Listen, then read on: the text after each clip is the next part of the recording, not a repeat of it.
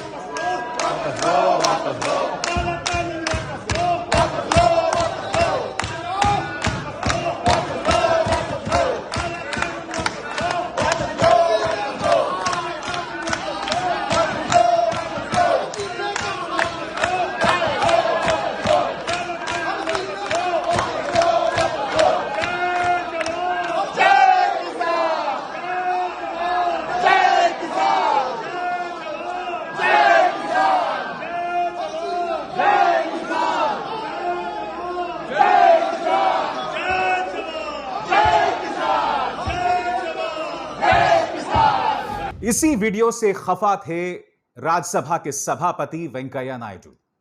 वेंकैया नायडू आज जब देश के सामने राज्यसभा में अपनी बात रख रहे थे तो अचानक बिखर गए, रोने लग गए। और सच बताऊं, देश के उपराष्ट्रपति को इस तरह से रोते देखना मुझे अच्छा नहीं लगा। राज्यसभा के सभापति को इस तरह से रोते देखना मुझे अच्छा नहीं लगा। मैं चाहूंगा कि आप उनका ये 1 मिनट का वीडियो देखें और उसके बाद में चर्चा करना चाहूंगा। The general and the presiding officer are seated is considered as the holy sanctum sanctorum of the house. A certain degree of sacredness is attached to this place. In our temples, devotees are allowed only up to this sanctum sanctorum and not beyond. Entering this sanctum sanctorum of the house in itself is an act of sacrilege. It has been happening as a routine for some time. I am distressed by the way this sacredness was destroyed yesterday. While some members sat on the table, some others climbed on the table of the house, perhaps to be more visible with such acts of sacrilege. I have no words to convey my anguish and to condemn such acts. As I spent a sleepless night,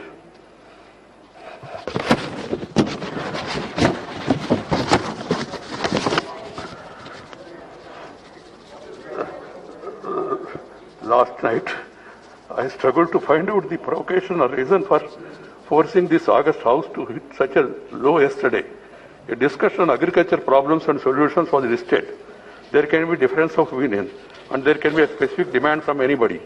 They could have discussed it in the house, protested and voted against this thing. And you have got every right, members have got every right to demand for it withdrawal also. जैसे मैंने बताया दोस्तों, मुझे बिल्कुल भी अच्छा नहीं लगा जिस तरह से राज्यसभा के सभापति वेंकैया नायडू रो रहे थे। मगर आपको यह भी समझना होगा कि विपक्ष किसके पक्ष में अपनी आवाज बुलंद कर रहा था? किसान। आज मैं आपसे सवाल पूछना चाहता हूं वेंकैया जी, जब किसानों को बदनाम करने का प्रयास सरकार और उसका प्रचार तंत्र कर रहा था, तब आपकी आंखों में आंसू क्यों नहीं थे? जब इसी राज्यसभा के अंदर बगैर मत विभाजन के किसान बिल पारित कर दिया गया था, तब आपकी आंखों में आंसू क्यों नहीं आए? मैं उसकी चर्चा करूंगा वेंकैया जी, मगर मैं आपको बतलाना चाहूंगा कि भारतीय लोकतंत्र किस तरह का मजाक बन गया है लोकसभा और राज्यसभा के अंदर। मैं आपको बतलाने वाला हूं किस तरह से 2-2, 3-3 मिनट में बिल पारित किए जा रहे हैं। वेंकैया जी की आंखों में इन मुद्दों के लिए कभी आंसू नहीं आएंगे। आपके स्क्रीन पर यह जानकारी दी थी टीएमसी सांसद राज्यसभा के डेरेक ओब्रायन ने। आपके स्क्रीन पर दोस्तों मैं बतलाना चाहूंगा, marine aids to navigation bill 27 जुलाई 2021 को सिर्फ 8 मिनट में पारित हुआ। उसके बाद 28 जुलाई 2021 में जुवेनाइल जस्टिस बिल सिर्फ 5 मिनट में पारित हुआ। 29 जुलाई 2021 को फैक्टरिंग रेगुलेशन बिल सिर्फ 7 मिनट में पारित हुआ। 30 जुलाई को कोकोनट डेवलपमेंट बोर्ड बिल सिर्फ 1 मिनट, वेंकैया जी सिर्फ 1 मिनट में पारित हुआ। मैं आपको बतलाना चाहता हूं जो मजाक हो रहा है राज्यसभा के अंदर, इस बात को लेकर आपकी आंखों में आंसू क्यों थे?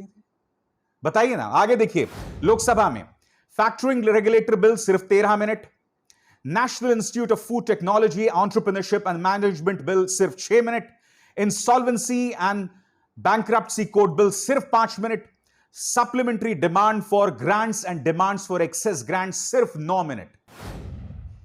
इस तरह से बिल पारित हो रहे थे वेंकैया जी। आपने जब देश के सामने अपना दर्द आज रखा, मैं उससे सहमत था, मगर मैं आपसे समझना चाहता हूं कि मोदी राज में जिस तरह से अहम बिल पारित किए जा रहे हैं, और खासकर किस मुद्दे को लेकर सांसद नाराज थे? किसानों के मुद्दे को लेकर। अब मैं आपको बतलाना चाहूंगा दोस्तों कि किसानों का बिल किस तरह से पारित हुआ था। वो लम्हा मैं आपको दिखाना चाहूंगा। आइए वो लम्हा देखते हैं, क्योंकि हरिवंश नारायण सिंह जो एक पूर्व पत्रकार भी हैं, राज्यसभा के उपसभापति हैं, उन्होंने सिर्फ ध्वनि मत पर इतना अहम बिल पारित कर दिया था। देखिए वो video. Motion moved that the bill be passed. The question is that the bill be passed. Those in favor will please raise their hands and say aye. Those against will please raise their hands and say no. I think the ayes have it. The ayes have it. The ayes have it. The bill is passed.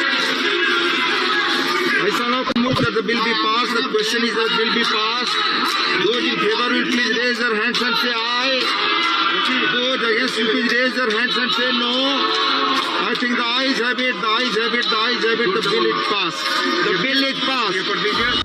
आज मैं वेंकैया जी से विनम्रता से सवाल पूछना चाहता हूं। वेंकैया जी, आप भारतीय जनता पार्टी के नेता भी रहे हैं, आप भारतीय जनता पार्टी के अध्यक्ष भी रहे हैं, आप उस भाजपा के हिस्सा थे जब पार्टी के अंदर लोकतंत्र था, जब पार्टी के अंदर एक आंतरिक लोकतंत्र था, जहां एक व्यक्ति का महिमा मंडन नहीं होता था। वेंकैया जी, आप उस वक्त के भाजपा का हिस्सा हैं, आप लोकतंत्र के एक मजबूत सिपाही रहे हैं।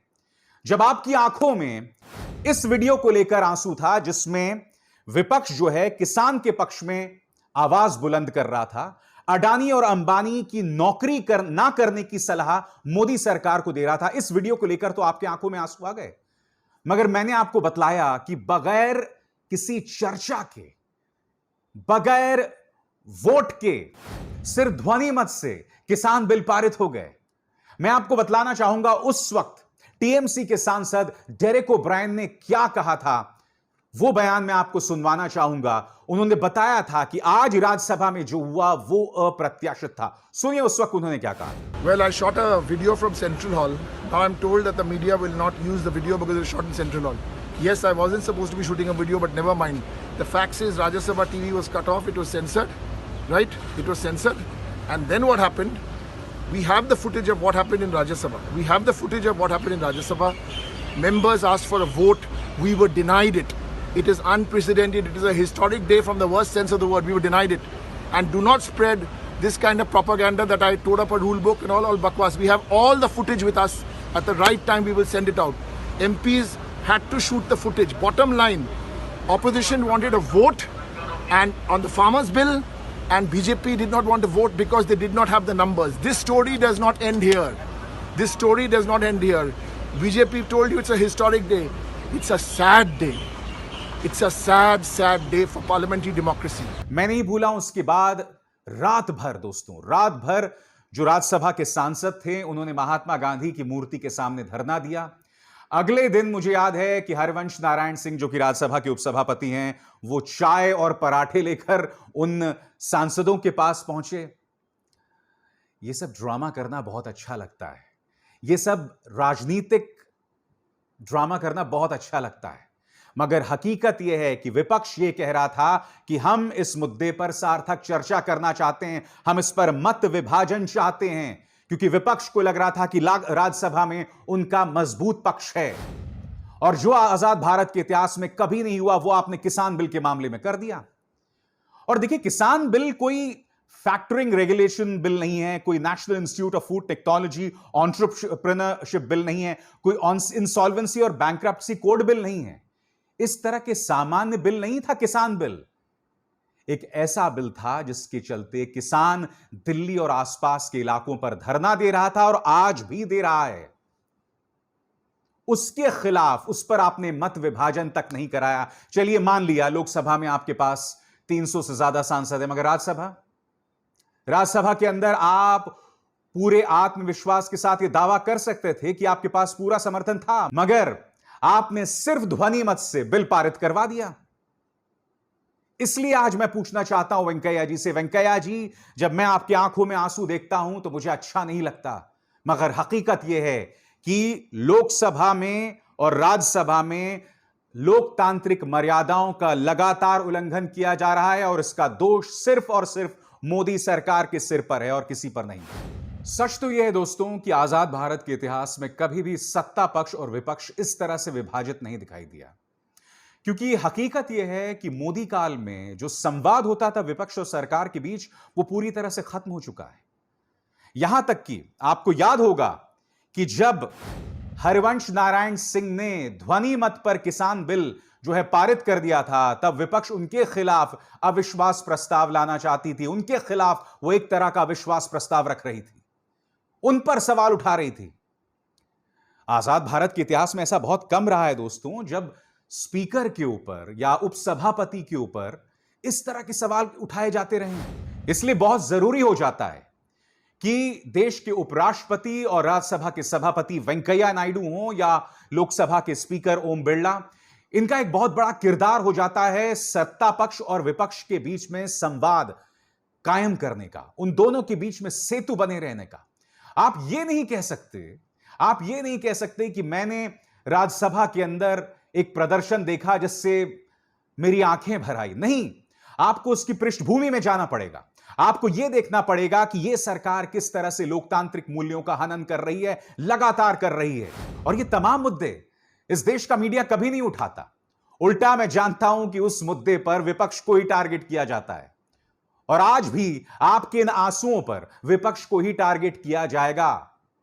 किया जाना चाहिए क्योंकि आपका दिल जो है वो व्यथित है, मगर आपका दिल जो व्यथित है ना वो बहुत ही सुविधावादी है। वो जैसे कि वो अक्सर लिखा होता है ना, शर्तें लागू, टर्म्स एंड कंडीशंस अप्लाई। आपके आंसुओं पर भी शर्तें लागू हैं। आप जब रो रहे थे तो आपकी रुदाली एक मुद्दे को लेकर थी, मगर जिस तरह से भारत के अंदर लोकतांत्रिक मूल्यों का ह्रास हो रहा है, लोकतांत्रिक मूल्यों की धज्जियां उड़ाई जा रही हैं, खासकर लोकसभा और राज्यसभा के अंदर, उसको लेकर आपकी आंखों में आंसू नहीं थे। इस बात को लेकर मैं चिंतित हूं वेंकैया जी। बहरहाल लोकसभा साइने डाई एडजर्न हो गया है और मैं जानता हूं जब भी इस सरकार के पास सवालों का जवाब नहीं होता है वो यही करती है। इन्होंने पहले भी यही किया था दोस्तों, आगे भी ये लोग यही करते रहेंगे और इन्हें साथ मिलेगा कमजोर इंस्टीट्यूशंस का, कमजोर संस्थाओं का और एक बिकी हुई पालतू मीडिया का, यानी कि उन पत्रकारों का जो आज की तारीख में गोलू और कालू बनकर रह गए हैं। बेबाक में बस इतना ही। अभिसार शर्मा को दीजिए इजाजत। नमस्कार। द लाइव टीवी, सच सबसे आगे।